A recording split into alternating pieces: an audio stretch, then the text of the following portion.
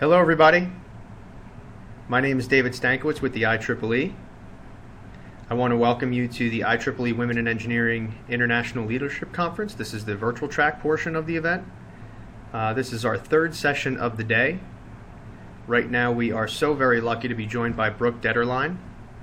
Let me tell you a little bit about Brooke. She is the CEO of Courageous Leadership, LLC, and she and her colleagues help boards, executives, and teams develop the understanding and skills to act with ethical courage and ingenuity in the face of challenging situations.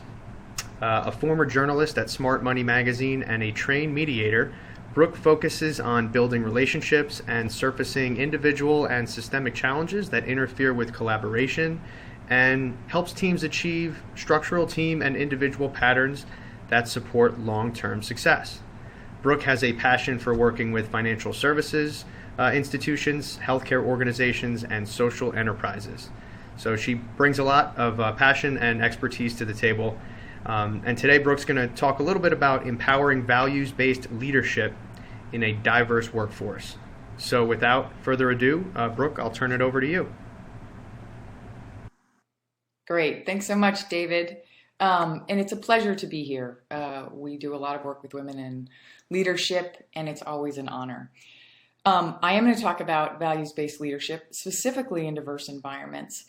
And I'll start with why it's harder than we think. I used to run an investor relations firm, and we worked with values-based organizations that thought of themselves that way, branded themselves that way.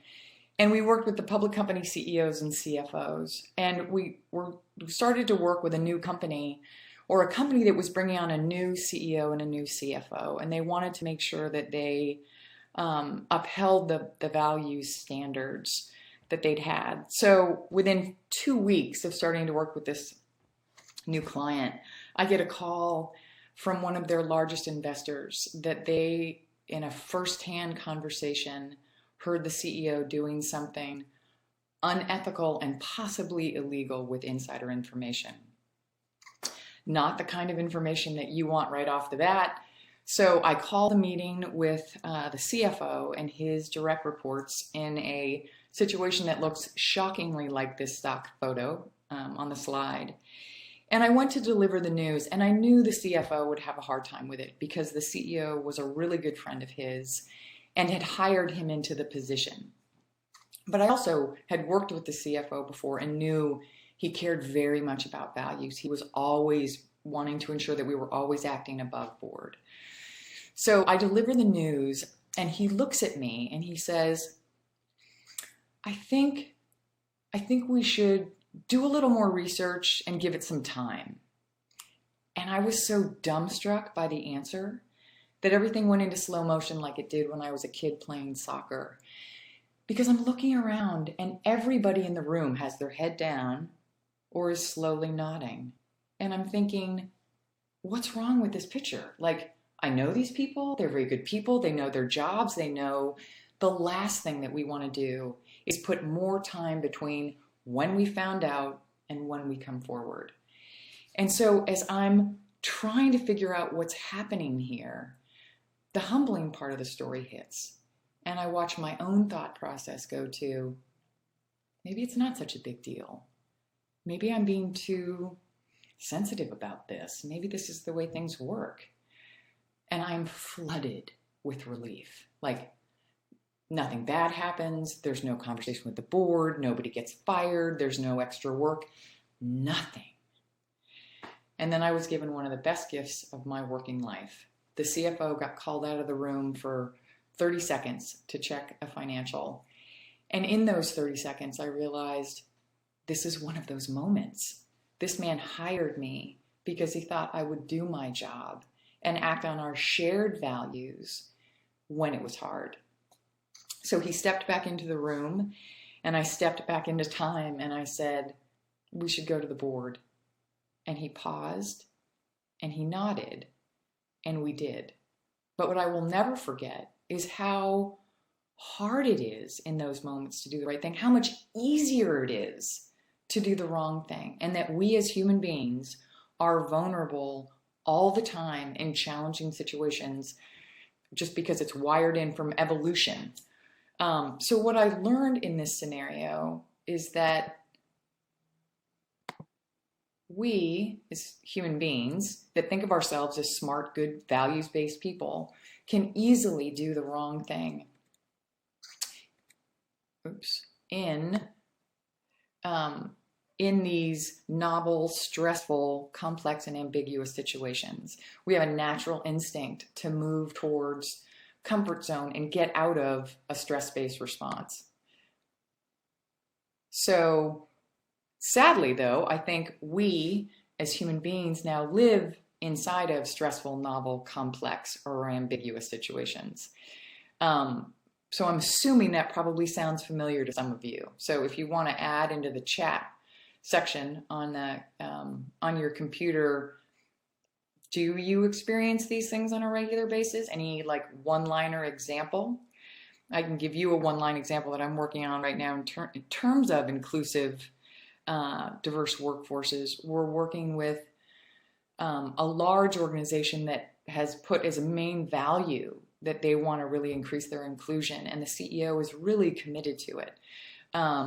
As a more traditional CEO, I think he's currently struggling with the fact that it's more about changing the patterns of the leadership team and people in the dominant group, because their dominant patterns are dominant. And they're the biggest reason in this moment that they're not getting more inclusion. They actually have to change the dominant patterns to cede more room for other people. So it tends to be a somewhat complex and stressful situation, having these conversations with leadership that really thought inclusion was going to be about other people, not about them. The good news here is that we can use values to help us all do the right thing, even when it's hard. So values and purpose have power.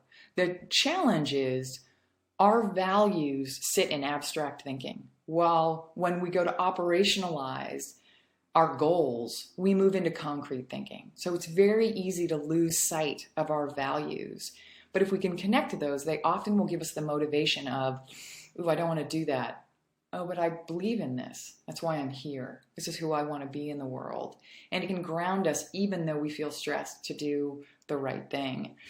So what we often try to ask people is get in touch with your values on a consistent basis. How do you want people to remember you? The people that matter the most to you, what do you want them to remember about you when you're gone? It's an easy usually it's a quick way for people to get in contact with the values that matter.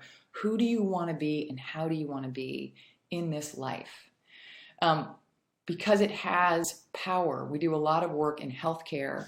And a lot of times people who go into healthcare really wanted to go in to make a difference. And I'm assuming that's probably true for a lot of you, that you went into engineering to further technology, to probably have a positive impact in the world.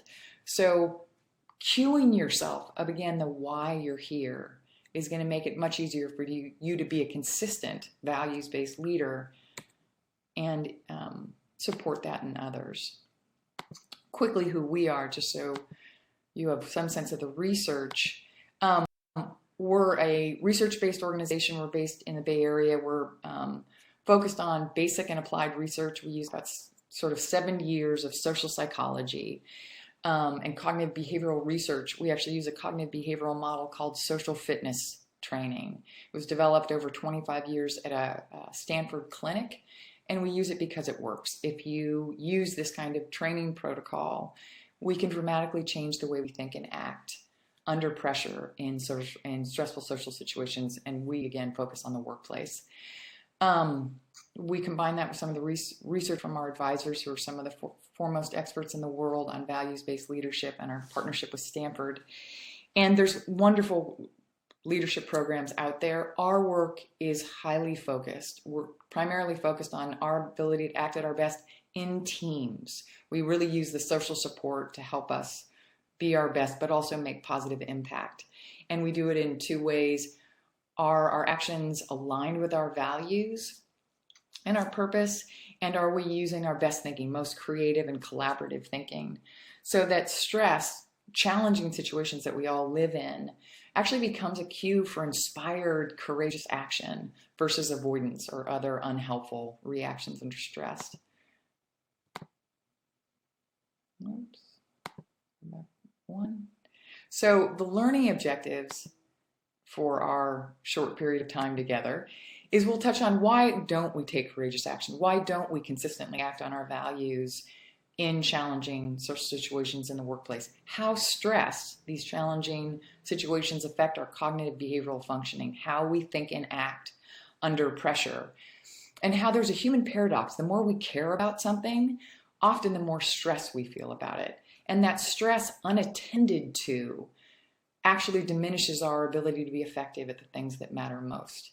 So our ability to learn how to connect to our values and our purpose under stress will be the primary determinant of the amount of positive impact that we can make in this life. We'll take a look at, again, our work is focused on seeing in 3D. We focus on the barrel. In our society, we do what in psychology they describe as making the fundamental attribution error. We attribute bad character if we're experiencing challenging behavior in a team. So somebody on the team is behavior that's not helpful, and we'll think the guy's a jerk, he doesn't have good character, he's lazy, she's this. And it turns out 70 years of social psychology and almost all of human history show any of us in a similar situation would act somewhere on the continuum of challenging behavior. And that it's really about how do we look at what are the situational pressures and what are the systemic pressures so that we as a team can get on the same side of the table and look at the pressures on us so that we can change the system so that it can support the success and well-being of all of us to achieve these goals that matter.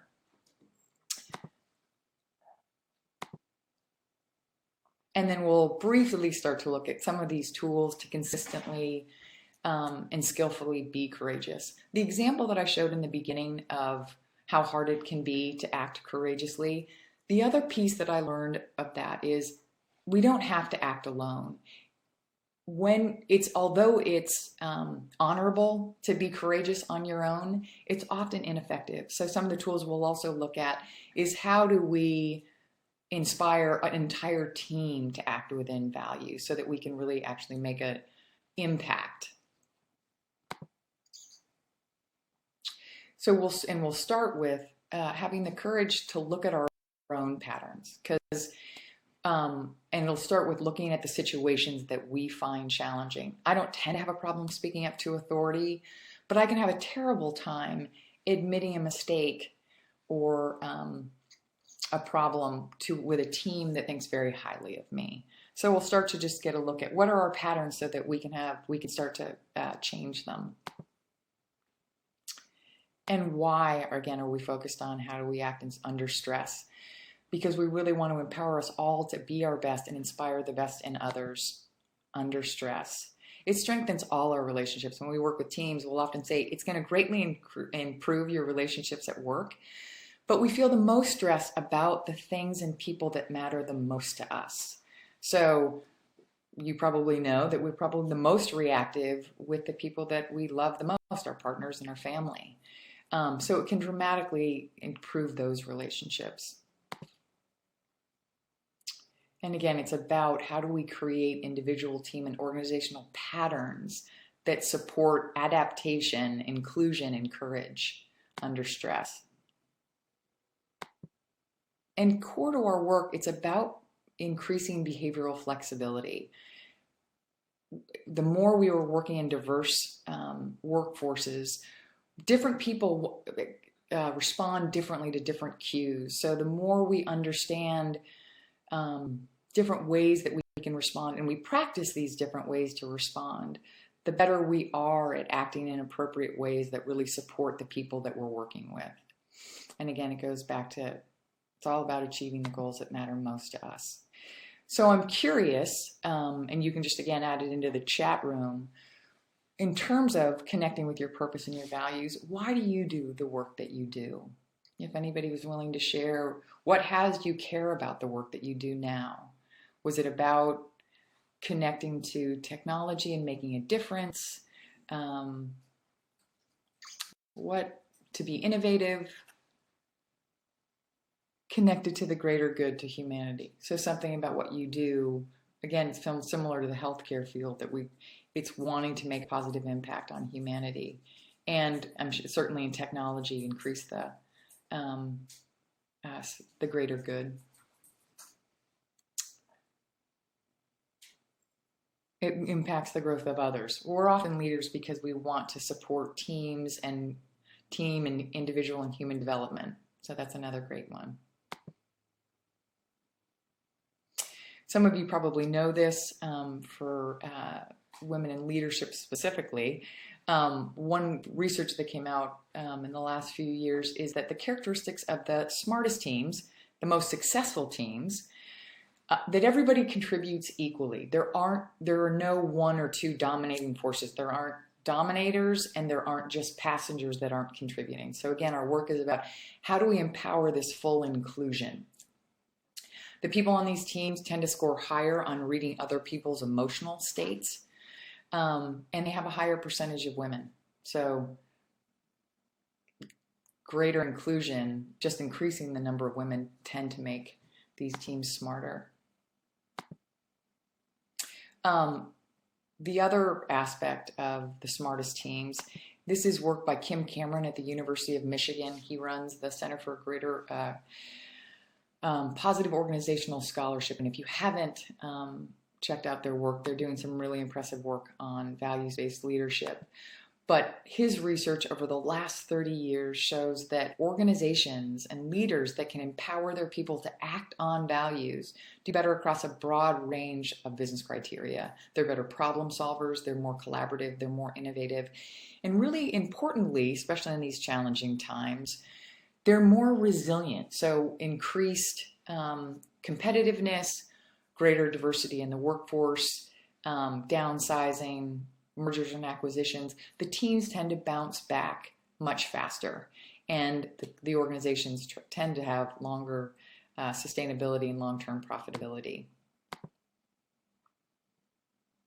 So I'm going to read you 3 quick quotes that give you an outline of our work and what we'll be looking at today. This by Dan Ariely. He's a behavioral economist. Many of you may know him. He wrote a very famous book called Predictably Irrational about us humans. And he said, if I was to call one main lesson from the research, is that we are all pawns in a game whose forces we largely fail to comprehend. In stressful social situations, we're often being cued by the environment outside of our consciousness. So we're acting in ways that may not be aligned with our values or even our best thinking, because we're not aware of what these cues look like and feel like and have a different way of responding to them. This is another one of our favorite quotes. This is by one of our corporate advisors, Paul Gilbert out of the University of Derby, who wrote The Compassionate Mind. His quote is, "Our brains are not our fault, but they are our responsibility." None of us asked for these brains that are much more appropriate to 10,000 years ago when we were living in life and death situations, because it's very hair trigger, stress-based responses that are often can be actually very damaging in the complex social situations that we're in now. So it's not our fault that we have these brains, but it is our responsibility to learn how to work with them. And we like to add, our brains are not our fault, they are our responsibility, but they're also the source of our possibilities. We've never known more about the brain and our social responses than in any other time. So it's available to all of us to really learn how to be our best and help to evolve our brains so that we can act in alignment with our values and best thinking. Quickly, I'm just going to describe how we define courage. It's our ability to act on our values in the face of fear. And I like to remind people, I used to think that courage was giving somebody a piece of my mind and standing up and speaking up. It's not. I was good at that, so I'm sorry that in some ways that's not true. Courage, in the way we define it, is giving somebody a piece of our hearts. How do we stay connected with somebody in an open-hearted way when we're in conflict with them?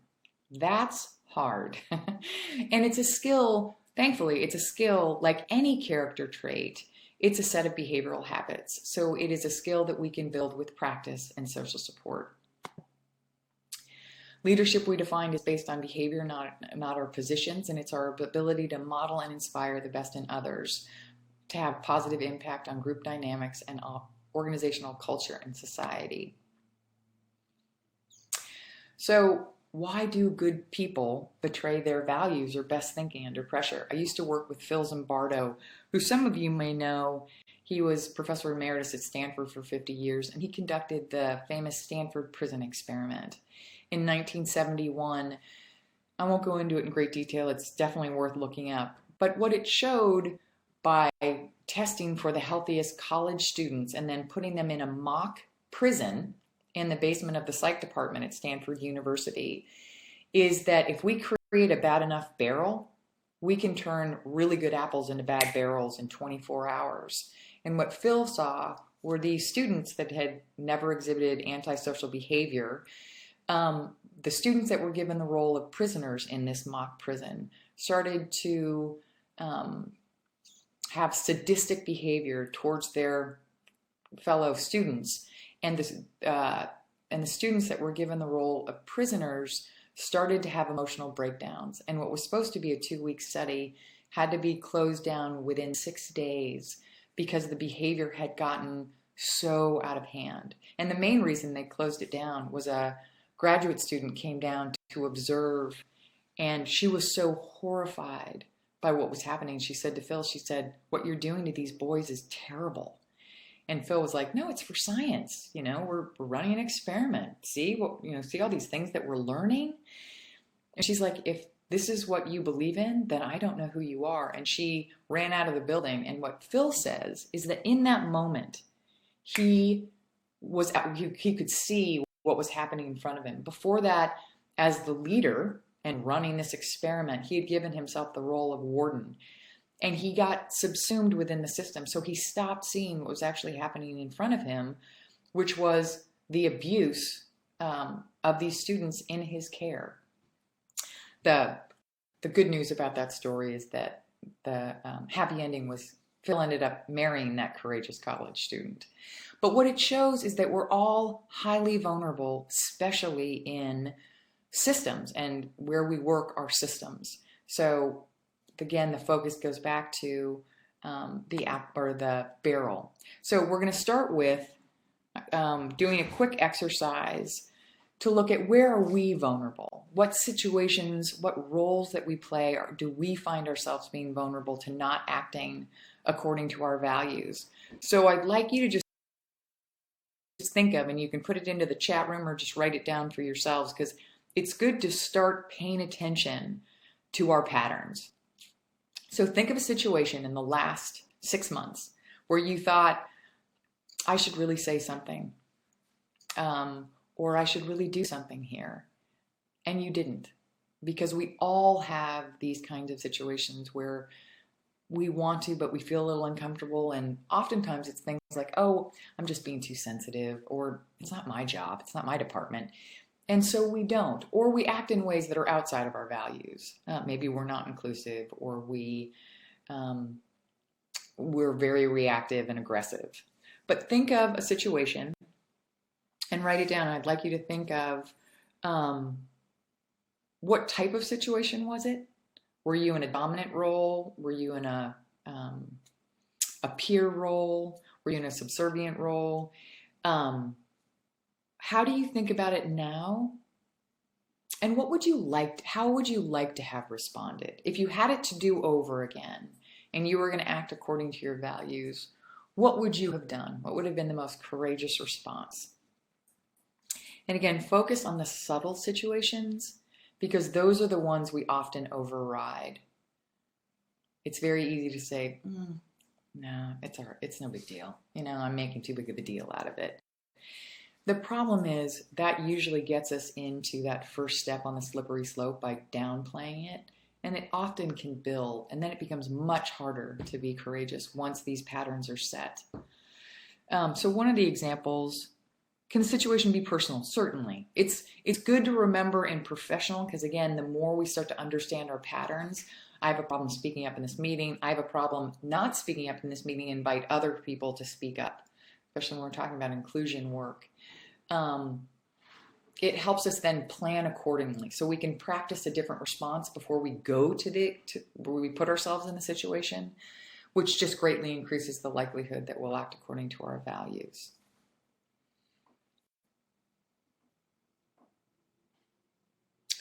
The reason that we think of how we like to have responded is because imagining, like practicing, actually creates the neural networks for future courage. So our brains at times can't discern between actually doing it and imagining or practicing doing it. So that when we're in a future situation, we actually have neural networks to pull from to override an old pattern that wasn't serving us. So anybody have an example on that one? A situation that you find challenging to speak up?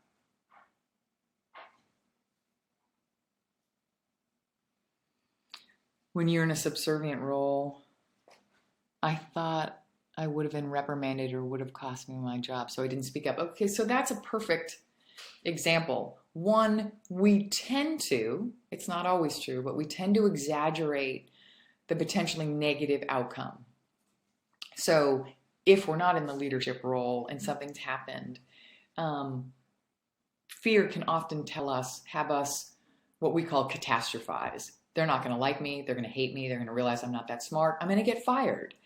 The best way to handle that is actually to challenge the automatic thinking in that case of, is it really likely I'd get fired?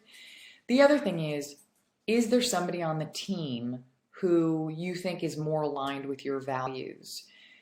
What we always tell people is don't take courageous action on your own. Again, although honorable, very ineffective. You want to build allies. Build one ally. It's best to actually build two, because 3 people starts to represent an organizational point of view and starts to give you leverage to change a situation in a system. But it's a great example because we all often will go to, we're going to get fired, but you want to challenge your automatic thinking because in some cases it might be true. So again, there's safety in numbers if you're in an environment that doesn't feel safe to speak up. Oh, okay. There's one woman who said she finds it challenging to speak up when the behaviors that she disagrees with have been there before you got there. That's a great one. We did the majority of our work to begin with at Google. And what we found, which was interesting, is you're almost never the only one who feels a certain way in a situation. When we were working with these teams, one person finally said, I felt really uncomfortable about that, but I thought I was being, too sensitive and they'd think maybe I wasn't as smart as everybody's supposed to be here at Google if I asked that question or brought that up. And the majority of hands shot up and was like, oh, I feel that way too. So it's very rare that we will be the only one who feels that we feel a certain way in a situation, which is why it's always good to start having conversations to see how other people feel, to start building allies so you can bring it up in a group, which again, it's going to make it much more likely that, other people can fall in and say, I feel the same way. And then you can brainstorm other ways to handle it. So thank you for the shares on that one. Another phenomenon that makes it hard for us to act as values-based leaders in the face of stressful situations is something called ethical fading. And this is by the work of Anne Tenbrunzel at Notre Dame and Max Bazerman at Harvard. It's great research, and we've got links to it actually on our website if you want. But ethical fading is just the phenomenon that when we're focused on operational objectives, again, this goes back to abstract versus concrete thinking. When we're focused on operational objectives, it's very easy for our values and the ethical implications of our acts to fade from our minds. So a quick example that almost everybody can relate to is, do you act differently when you're in a hurry do you treat people differently when you're in a hurry than when you're not under pressure? So with ethical fading, the thing to remember is it happens in organizations. So when we're under pressure and we start to cut corners, if it was just one person's act, like I'm under a lot of pressure, way behind on time, and we have to reduce costs, if I just shaved a little bit here and there and it was just my actions, it might be fairly innocuous to an entire organization. The problem is it's never an isolated incident. It's never just one person. And in aggregate, a lot of people under pressure cutting little corners looks like Deepwater Horizon, the worst environmental disaster in U.S. history. And when you look at the transcripts of that disaster, there was no one person trying to do anything wrong. There were just a lot of people, like many of us, that are under a lot of time and cost pressure. But it leads to horrendous outcomes. The other interesting aspect of ethical fading is something we refer to as the power of framing and the danger of euphemisms. So Anne ran a number of subjects through different experiments. So they were both groups. So a group would go in one experiment, okay, we're going to ask you, what's the best business decision to make in this instance? And they would come up with an answer. And then they were asked to make another decision, and they were asked, what's the ethical thing to do here? In every case, in every team that they experimented with, all the teams were much more likely to lie and cheat, even subtly, when it was framed as a business decision versus when it was framed as an ethical decision. The corner cutting went away. So again, how we frame our decisions, again, it cues that abstract thinking of, oh wait, what are my values? What's the focus of my decision? How it's going to impact people, and is it aligned with our values? Versus business can actually make it feel like it cues self-interest above the collective. The one thing that I thought was interesting that Anne talks about is that when people were about to step outside of their values, what you would often hear them say is, well, this is a judgment call. But if you think about it, every decision we make is a judgment call. But it's used to say, well, this is different than other ones, which means it's going to be outside the standards and our rules. This is different. When I worked in finance as a reporter at Smart Money and when I ran the investor relations firm, what I heard most often when people would raise a values-based issue was, but this is business, as if values don't apply to business. And what we're here to tell you is the more values apply, the better the business does over the long term. So values always apply. We'd also hear things like, well, this is an unorthodox strategy that we're going to use. And again, it would often just mean the rules don't apply to us. We're just going to do it how we want to do it. One thing that you hear, especially in inclusion work, is, well, this is just the way we do it here. The problem is if this is just the way we do it and we don't change our patterns, then this inclusion effort is a farce. Because if we don't change our patterns to actually support inclusion, there isn't actually any inclusion. What Phil used to always say is nobody comes into your offices and says, let's cook the books. They say, let's warm the books. And how that looks is, we're really behind on schedule on this one. I know we're supposed to jump through these hoops or we're supposed to get these people involved, but we just don't have time. We'll do it next month, or after we turn this in, we'll go back and get their input and then we can change it later. But you just need to sign off on that. Again, under pressure, if it's your boss, you want to give that person what they're asking for. But again, be careful about what's coming at the expense of it. Because again, the first time we overstep our values, it makes it much harder to back out of it. So I'm curious, in your organizations or in your industry, are there euphemisms that you hear as a way of saying, we're not really actually going to go do the things that we've promised that we're going to do or act within our values? Are there any euphemisms? I know these can be a little bit harder to come up with. Just make it happen. Perfect. You often hear that. And then management teams will say, well, I don't know why they cut corners and they didn't act ethically to meet their sales number. But if you're told, just make it happen, it's usually putting undue pressure on people, and the majority of people start to act outside of their values. There's really interesting research on that one too. Be careful what you're asking for if you're putting pressure on teams. Here's another great one. Put on your manager hat. One of the most famous examples of that, the comment was, take off your engineering hat and put on your manager hat. Well, that was the last thing that was said before the person agreed. And that's where we get the Challenger explosion, where the engineer kept saying there's something wrong. And he kept getting pressure that, wait a minute, we're way behind schedule. Put on your manager hat and help us manage this project to completion. But the problem is he did take off that hat, and it's the frames that we're using that we're really focused on. Let's get creative. Another good one. Again, you just always be, when you hear these things, just make sure our action's still in alignment. Creative is great, but if creative means creative financing that are outside the rules, then you have a problem. Disagree and commit, used in both positive and negative situations. That is a good one. Actually, we talk about that a lot in terms of commitment and loyalty. Be careful when people are asking for your loyalty ahead of your values or your ideology. But you want to be a good team player. But again, at the expense of what?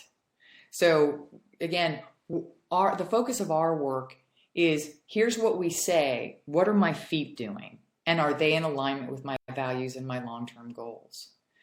Because it's very easy to use euphemisms or positive ideology. It's for science. Again, what's my behavior doing? Let's cowboy it. That is one that I haven't heard and I like it. But yes, all you need to do is hear these euphemisms and check, what are they asking you to do, and is it aligned with our values and long-term goals? So tools that you can use today. Every time you have a tough situation, we do this on our team. We actually have it up on the wall. What's the ethical thing to do here? Are these actions consistent with our values? And do they further our core objectives and mission? Because not only do we act unethically under pressure, we just often act unwisely, which comes at the expense of our organizations or our getting what we need to get done.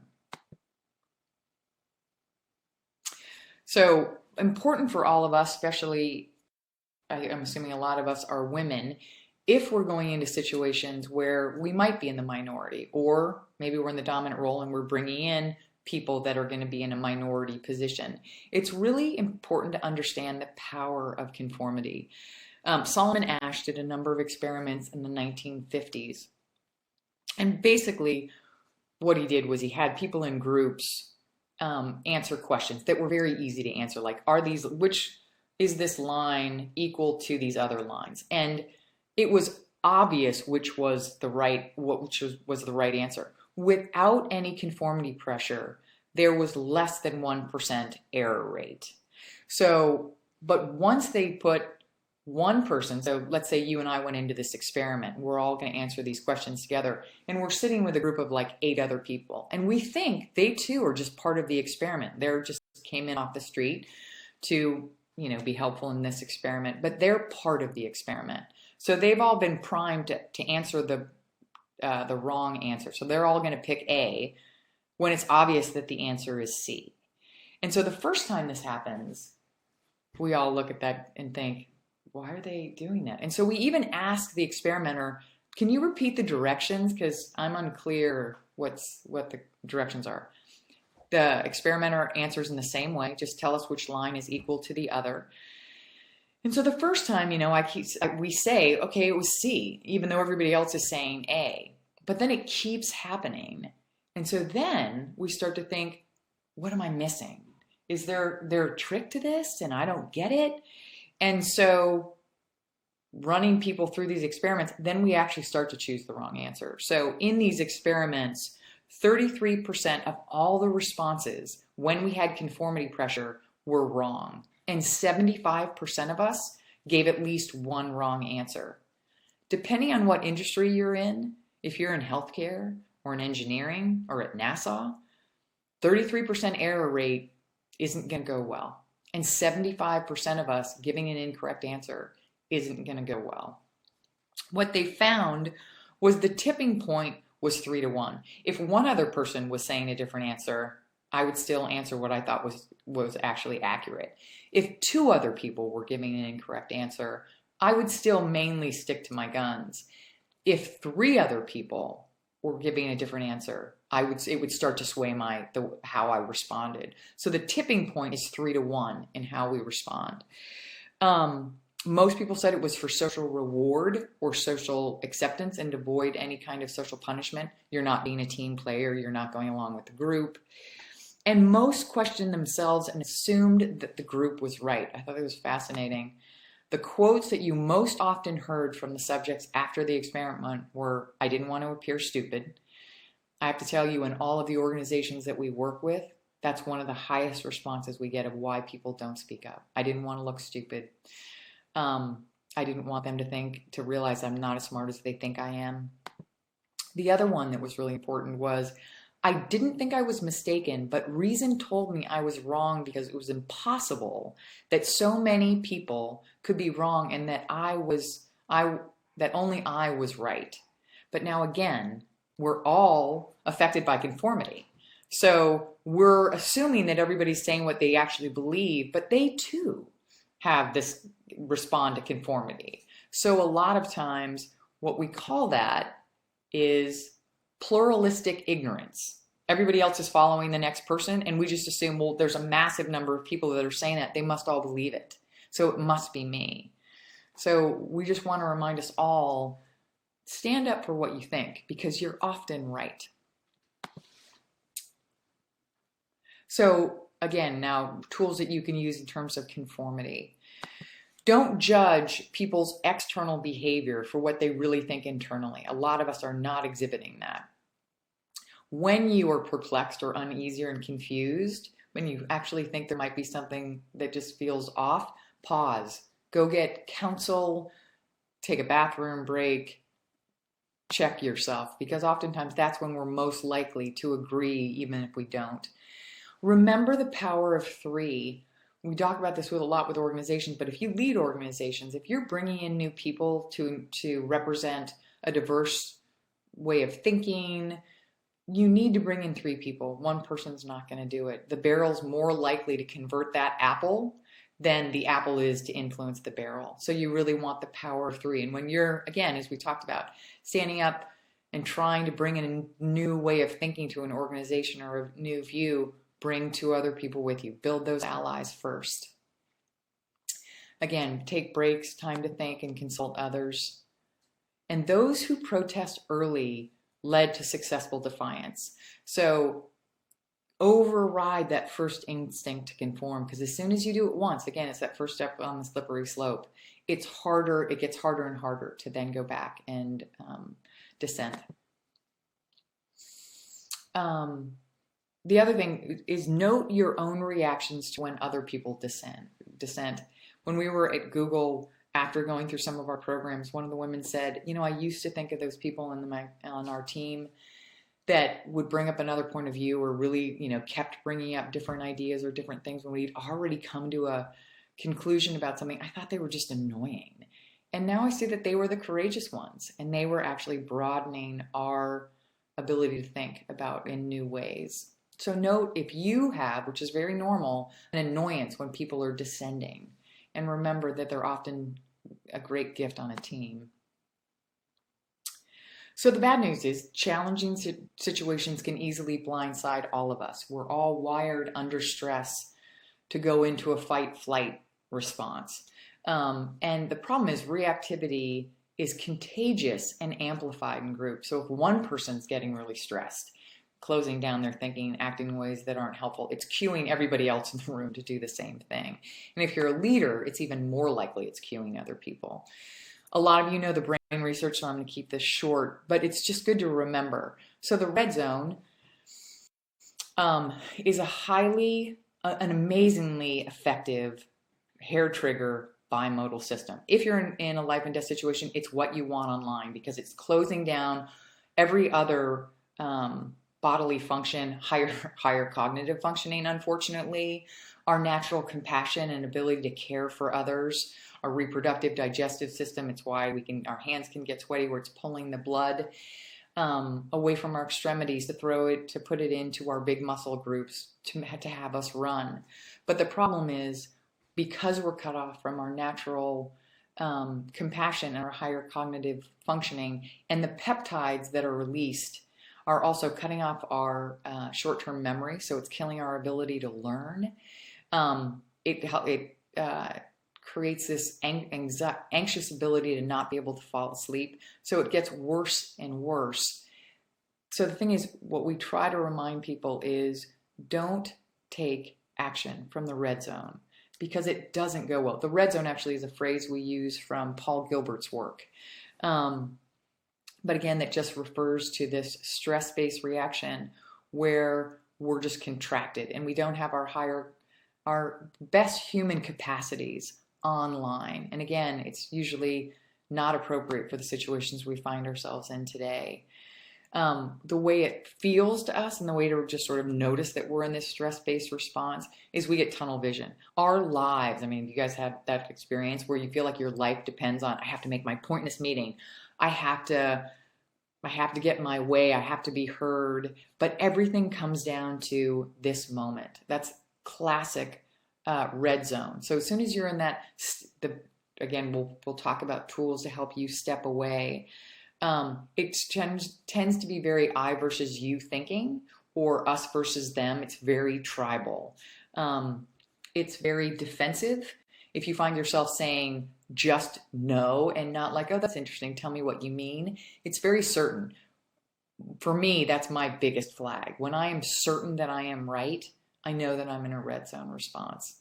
And when I'm not open to other people's thinking. The other thing is black and white thinking. If you sort of watch your thought process go to always and never, classic red zone. So again, find ways to step away from that.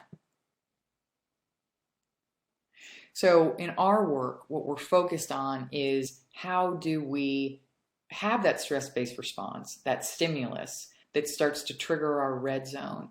And then how do we connect to what Paul Gilbert refers to as the green zone? How do we connect to, back to abstract thinking, the things that really matter to us, our values, things that even though we're going to still feel some level of stress, the adrenaline's still flowing through our bodies, it changes from, oh God, please don't, screw up, or don't have this go badly, to, I really care about this team and I love this work. And I want to say it because I care about it. So you're still somewhat amped up, but you've all of a sudden moved from contraction to openness because you've connected to a bigger value or something that really matters to you. You can feel the difference in your body. And the reason we say go green before you go, again, Paul Gilbert's blue, which is just moving into action, go from red to green to blue, is that's where, again, we open up this natural capacity to feel compassion for others, to connect to others, to collaborate with others. It connects us to our values, our higher cognitive functioning. And that's where the best things in humanity happen. That's where symphonies come from, and great advances in human science or technology. It's where the civil rights movement comes from. It's where people are able to move to do much greater things than they can on their own for something much greater than themselves. And so why is it critical for courageous leadership? As I mentioned, it increases our sense of connection and care for others, connects us back to our mission and the common good. And it individually leads to greater perspective. It returns our natural curiosity. One of the worst things about the red zone is it kills our natural curiosity about things. We go to no versus, oh, interesting, tell me more about that. It has us re-engage and take action, and it increases our willingness and ability, again, to learn. So the good news, between stimulus and response, there is a space, and in that space lies our power to choose our response, and in our response lies our growth and our freedom. Again, this connects us back to one of the greatest human capacities is our ability to choose who we want to be and how we want to be in every situation. We like to talk about it as the pause button. And then think of the tools that help you pause and go green. What are the values you can say to yourself, you can remember, that help you move from like contracted stress into, wait a minute, I got this. I care about this. I can do this. Even though it's hard and I may not get the outcome I want, it's worth it to me. There's a lot of interesting research that some of you may know about mindset. How we think about stress affects how we can act with it. If we think stress is bad for us, this is great. There's a great TED Talk by Kelly McGonigal on stress and how we think about it. And it shows that if we think of stress as bad, it actually does have a bad physiological reaction in our bodies and can make us sick. However, if we think that stress is our body's natural defense mechanism, and it's our body giving us what we need to overcome the challenges in front of us, it actually doesn't contract our heart muscle. It opens it so that we can stay in the green just based on mindset and how we think about stress. Other tools, and I'm sure many of you as leaders already have a lot of different tools that you can use. Values, we find, is one of the fastest. Breathing, certain breathing exercises can help us move from red to green. Compassion tools, things like hand on your heart or hand on your cheek, actually start to release oxytocin that can help us move back into an affiliative point of view where we reach out or offer social support. Cultivating positive emotions, again, many of you know, probably have a lot of great tools. Meditation.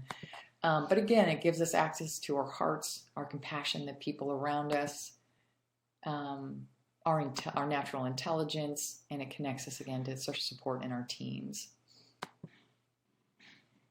So sadly, there is no Enlightenment effect. We wish that just understanding how these conformity, obedience to authority, how social situations negatively affect us, we would hope that just understanding that, knowing that cognitively would change our behavior. And sadly, in most cases, it doesn't. It's all about learning and taking action. And just like many of you in engineering, you prototype.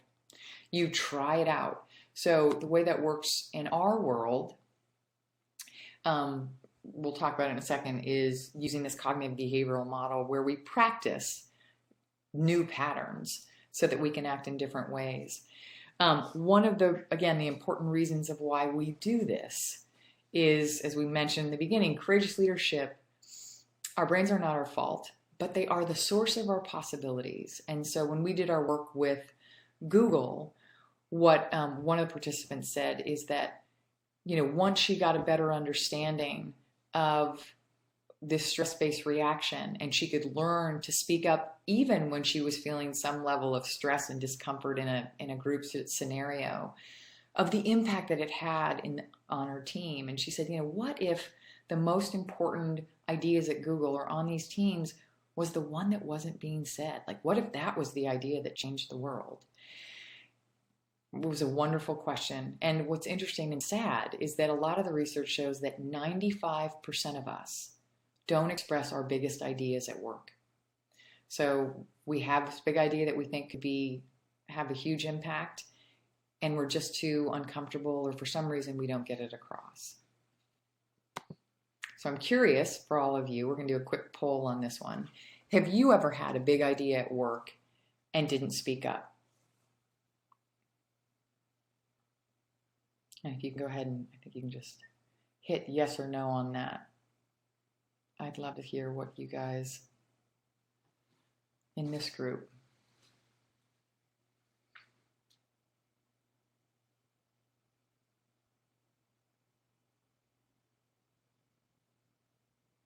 I'm just going to wait for a few more people to respond. But so far we're tracking pretty similar to the 95%. And it's natural. Again, we talked about it. It's a natural human vulnerability to avoid challenging situations and move towards our comfort zone.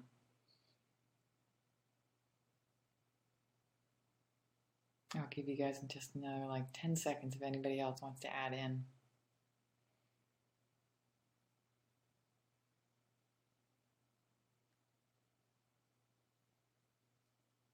Yeah. So we're almost exactly at the 95%. We're 92% and 8%. And again, it's a learned skill. We don't come naturally to want to say this. So the times that we can, we know that we're overriding some of our natural disposition based on these evolutionary brains. But it is a skill that we can all build with practice, so that we can switch this. So 92% of the time we can voice these ideas that we have that could be that one big idea that could actually make a huge impact. We focus on courageous conversations because, again, as we talked about, you want to build allies, and then you want to be able to have these courageous conversations to offer these new ideas, or to bring up new processes that might be better for the organization.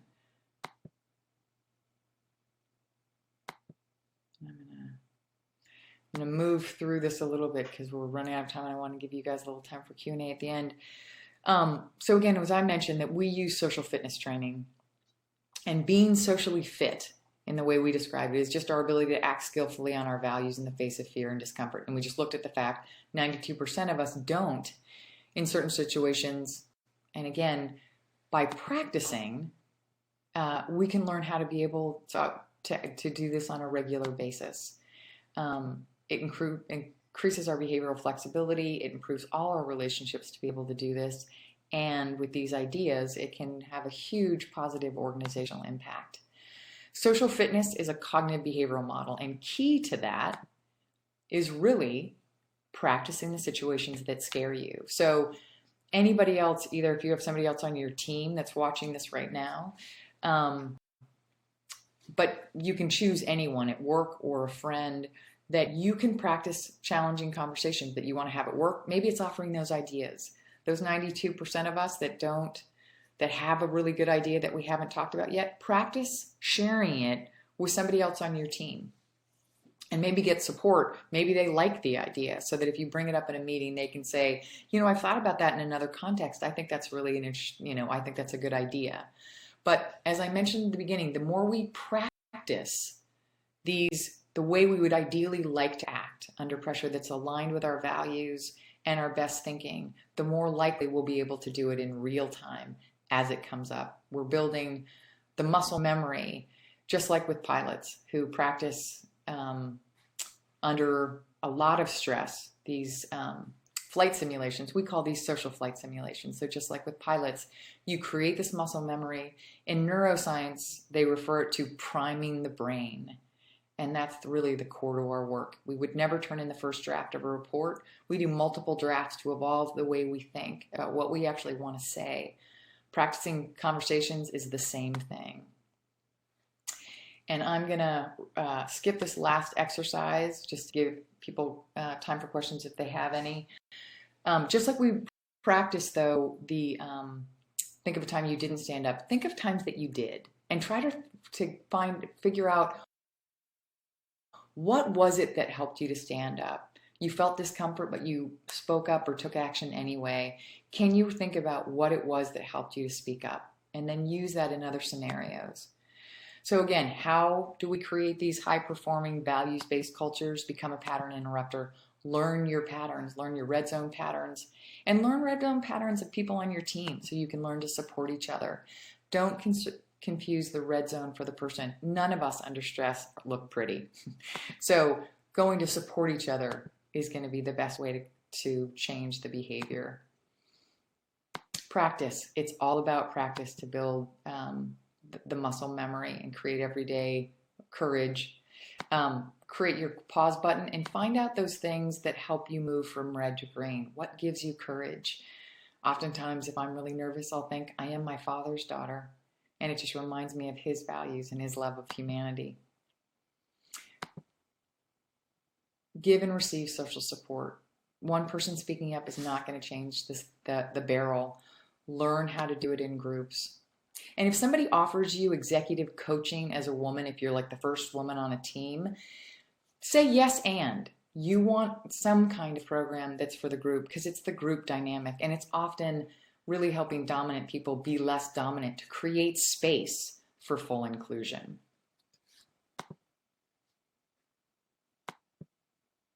It also gives us greater perspective. And it really helps us create these cultures of courage and acknowledge when people are courageous. It creates an upward, it's a contagion effect. So why is this so important? Because there's an individual and shared responsibility for the integrity and success of any organization. And there's thousands of opportunities for one person's courageous action in concert with others to dramatically change the barrel and the situations. True leadership, again, is based on your behavior. You can do it from any role. And courage is contagious. All social behavior is contagious. So what will you inspire with your behavior? And although we're all highly vulnerable to challenging situations, we're also born with this innate capacity for courage. But it is a choice and a practice, one I hope we'll all undertake. Thank you very much for your time. And if you have questions, I will try to answer some in the next few minutes. So David says, I sometimes struggle with imposter syndrome. How would you suggest I deal with that when I feel that speaking up will expose me as a fraud? Okay, so just so you know, in case anybody's unclear about this, virtually everyone has that feeling at times of, if they only knew, they wouldn't love, respect, like, work with me, whatever those are. We all have feelings at times of the imposter syndrome. And again, we're often reacting to different social cues that are outside of our consciousness. So we're actually acting in ways that do feel like we're an imposter, that aren't aligned with what we truly think and believe. It is a practice. We have to practice acting that way in the face of these pressures that would have us respond differently. So it is a practice. But again, you're not alone. What I like about this work too is there's a lot of common humanity. We realize we're all feel like the imposter. Is it the barrel or the barrel maker or both? Great question. We look to the barrel maker. I mean, it is the barrel. There can be barrels that, but who is responsible for the barrel? It's not okay for leaders to say, well, we hired these people, but they're just not working out very well. Well, that's because you have a bad barrel and a barrel that doesn't support inclusion. So that is the barrel maker's responsibility. But we also like to highlight we have a shared responsibility for every social situation. As soon as we start to say, well, the ethics officer or the diversity officer, they're the ones responsible for that. For values to work in a barrel, we have a shared responsibility for them. Any other questions? Please also address about women who are not first language English and may be afraid of speaking out because of their accent. Great question. Again, I would go back to practice and practicing with allies. And there's also what I've loved about certain organizations that we've worked in is that not everything needs to be spoken about in a meeting. Some of us are more introverts, some of us are more extroverts. We can change the way that we share ideas. Maybe it's a written overview of your idea that you send to the group first and you just take questions. And again, you can practice taking questions so that it goes a little more smoothly. But again, practice, but also practice with ways that work for you. It doesn't have to be the uber extroverted way of doing it real time in meetings. There are other ways to do it. All right, I think we are out of time, but I really appreciate your attendance. I hope the rest of the conference is wonderful. And if you have any questions, please feel free. You can hit us up through our website, thecouragetolead.org or .com, sorry. Take care. Thanks.